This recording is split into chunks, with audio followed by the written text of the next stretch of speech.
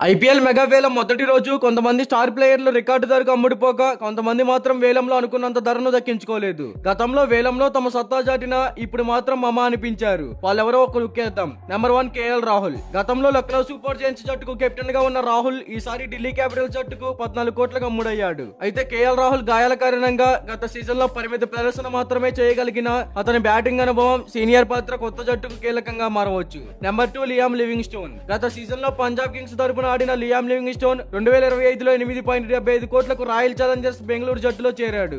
గతంలో అతని ధర 11.5 కోట్లుగా ఉంది.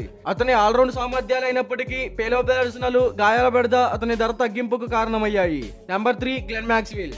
గతంలో 11 కోట్లతో రాయల్ ఛాలెంజర్స్ బెంగళూరు జట్టులో ఆడిన మ్యాక్స్వెల్ ఈసారి పంజాబ్ కింగ్స్ జట్టు అనుకోని రీతిలో 4.2 కోట్లకు కొనుగోలయ్యాడు. ఇది అతను గతంలో పొందిన ధర కంటే చాలా తక్కువ.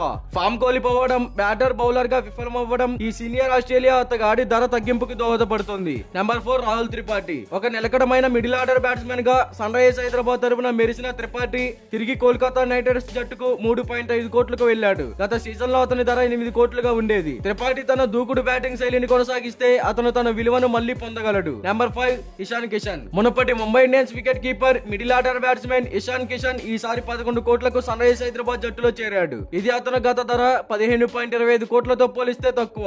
అతని ప్రదర్శన గత సీజన్ లో అంత ప్రభావం చూపలేకపోవడమే తక్కువ ధరకు అమ్ముడవడం కారణం అవ్వచ్చు. అయినప్పటికీ అతని వికెట్ కీపింగ్, దూకుడు బ్యాటింగ్ కొత్త ఫ్రాంచైజీకి విలువైన ఆటగాడిగా మారవచ్చు. 2025 ఐపీఎల్ వేలంలో కొందరు ప్రముఖ ఆటగాళ్లు గత సీజన్ లో పోల్చితే తక్కువ ధరకు కొనుగోలు అయినప్పటికీ వారి అనుభవం, ప్రదర్శన స్ఫూర్తితో వారు తమ కొత్త ఫ్రాంచైజీలకు కీలక ఆటగాళ్లుగా నిలవగల సామర్థ్యాన్ని కలిగి ఉన్నారు.